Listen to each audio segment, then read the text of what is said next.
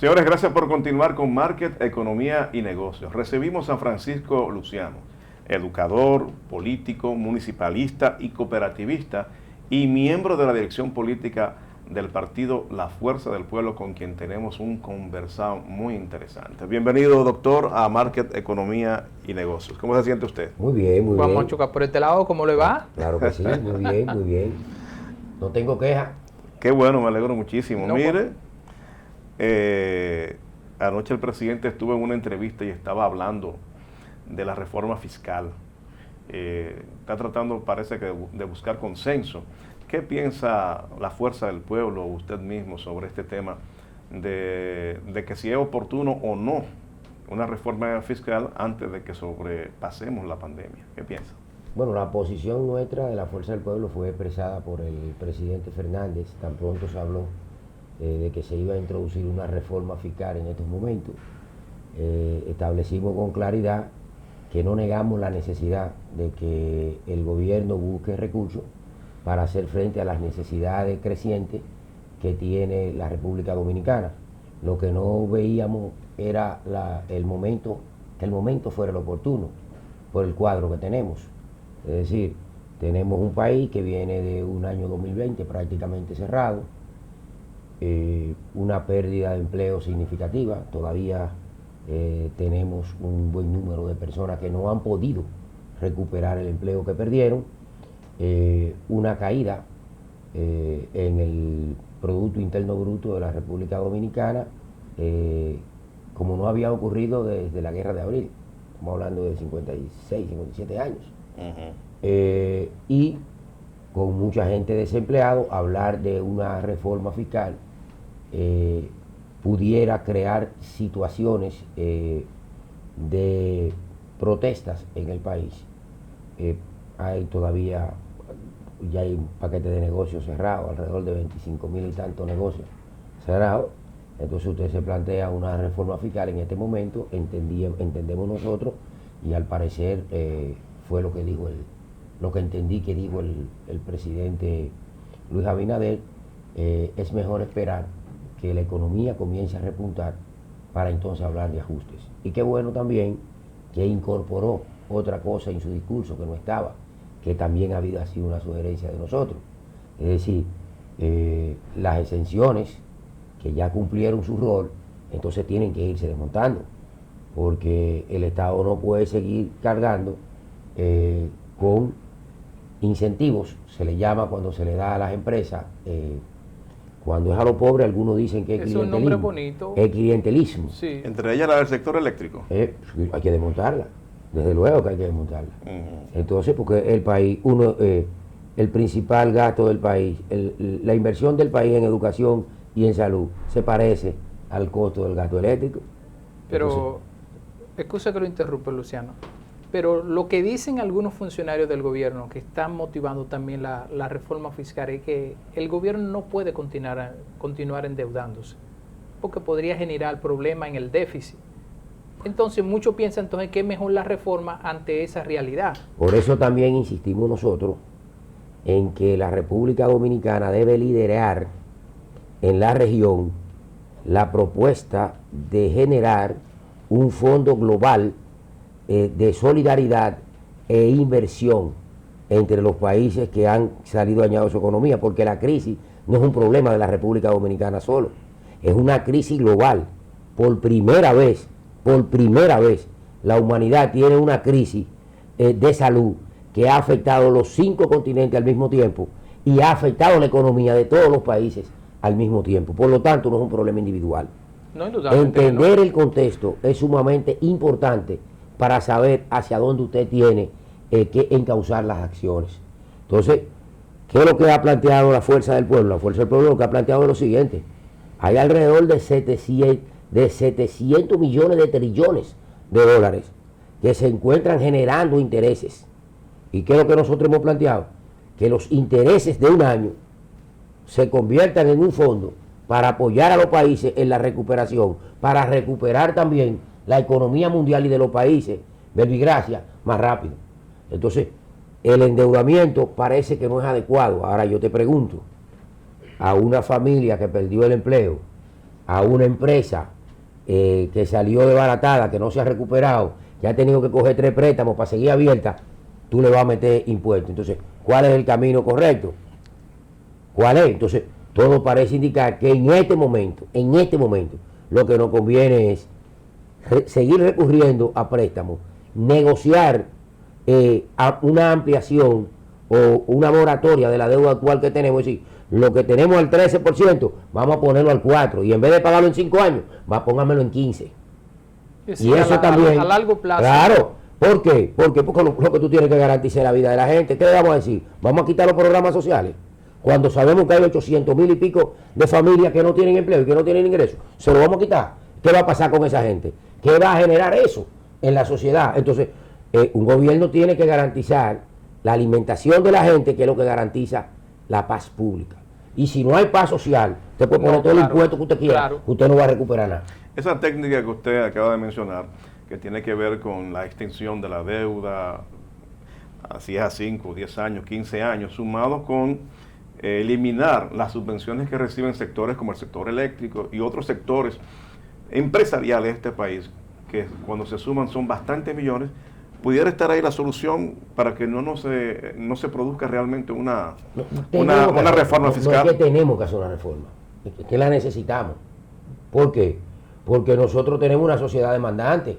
Pero esa reforma, ¿a quién debe afectar? ¿A los clase media, a los pobres, o que sean los ricos que paguen? Mira, más? No hay manera de que no nos afecte a todos. Lo que hay son impuestos regresivos y progresivos. Y los impuestos tienen que ser progresivos. El que más recibe, que dé más. Pero todos vamos a pagar al final. Pero eso al final es utópico, que quien más recibe que dé más, porque nunca se ha podido, Francisco, lograr eso en el país. La voluntad política, es la comprensión. Es decir, el que está cómodo en su zona de confort y tiene todos sus problemas resueltos, lo menos que quisiera es que el país tenga problemas. Y si siguen fomentando la inequidad, que ahora volvimos hacia atrás en los niveles de pobreza, no por culpa de nadie, sino producto de la situación que está viviendo el mundo, y entonces a eso usted le quiere sacar más ventaja, ¿qué es lo que usted va a tener? Entonces los que están cómodos debieran pensarlo. Si yo tuviera 800 millones de dólares, a mí no, y me ganara con esos 800 millones de dólares 180 al año, no me doliera dar 80. Porque todavía tengo 100 y mantengo mis 800. ¿Cuál es el problema? ¿Cuál es la gula? Mantiene su capital. Entonces, para eso también. Entonces, para eso están los políticos, para eso están los congresos, para eso están los poderes públicos, para llamar a la reflexión y tomar decisiones. Porque no puede ser, no se puede administrar el país ni por opiniones de redes sociales, ni se puede administrar el país por lo que digan las encuestas. No. Bueno, el país hay que administrarlo. Eso se ve un hombre razonable como usted. Si tiene 180, da 80, pero casi eso no ocurre. Siempre lo que quieren es tener más riqueza y más riqueza y más ganancia. Ahí vuelvo. Entonces, ¿para qué existe el Estado como ente regulador? Bueno, mire otro tema que habló el presidente. Es voluntad política. Otro tema que habló el presidente y que ganó portada fue el tema del salario mínimo, el aumento del salario mínimo. Y creo que primera vez o hace mucho tiempo que no veo un presidente tan enfocado y tan de acuerdo con que se produzca un aumento salarial. ¿Qué usted cree de esto? Que se debe producir el aumento salarial y que si se produce no va a afectar entonces el poder adquisitivo porque van a empezar a subir los precios. Bueno, los precios están subiendo como quiera. Como quiera, para un aguacate, pero un aumento salarial. Me pidieron 180 pesos por un aguacate, hasta una foto le hice. Pues lo tenían con su letrerito como si fuera oferta. No. Sí, lo posteé en mi cuenta de Twitter. Me paré en la Máximo Gómez, frente al lado de la farmacia Carol. Y tenían una mesita ahí, decía un aguacate 150 pesos. Sí, yo hasta le hice una foto, porque para mí eso fue chocante. Entonces, tú tienes que... fueron 150 pesos. Sí, por un aguacate. Pero cuidado si eran todos los que estaban. No, eso pensé yo. Cuidado si eran todos. Por eso ¿Era la unidad? Sí. Entonces, era la unidad. Bueno. Pero en el supermercado está a 89 pesos. Un aguacate verde. Sí. Pero no de ese tamaño, más pequeño. Entonces, de uno moradito que hay ahora. Se ponen moraditos cuando se maduran. Sí. Entonces, y te están pidiendo en la calle 100 pesos. Pero son la mitad de eso. Entonces, espérate. La funda de cemento está rondando los 400 pesos. El galón de aceite pasó de 500 pesos. Entonces, aumento de precio va a haber siempre por dos razones. Primero, porque hay una situación real que se han elevado los commodities, ¿verdad? y los insumos que tenemos que importar, porque han afectado la carga, y cuando hay escasez, ¿qué es lo que hay? Si se mantiene la demanda, alza de precio va a haber. Lo del salario no es un asunto ocioso lo que está planteando el presidente. Lo que pasa es que si está planteando que va a hacer una reforma fiscal y está planteando que va a buscar dinero para aumentar los ingresos del gobierno que lo necesita, entonces tiene que compensar. Es la historia de los paquetes fiscales. No hay un paquete fiscal sin mover el salario hacia arriba. No lo hay, porque es una especie de crear un mecanismo de compensación donde la gente como que amortigua el golpe y tiene un efecto en la psiqui del individuo de que como le van a subir el salario va a mejorar y eso da tranquilidad. Y no hay más sosiego que tener la certeza de que algo no te va a afectar tanto. Entonces, de ese punto de vista es correcto. Y ha sido la historia.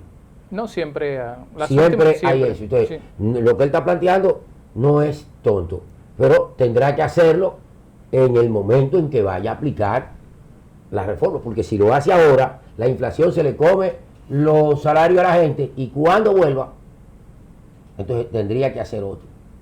Así es. Bueno, Francisco, no sé si Edwin va a seguir con el tema, porque en estos días se lanzó el Pacto Social, de allí se habló para la modificación de la Ley de Seguridad Social, la 8701, también la modificación del Código Laboral, que se ha intentado en otros momentos hacerle unos cambios profundos a esto, pero no se ha logrado por unos aspectos. Desde el punto de vista suyo, ¿cabe en este momento y cuáles son los puntos que usted piensa que pueden mejorarse, sobre todo en la ley de la Ley de Seguridad Social?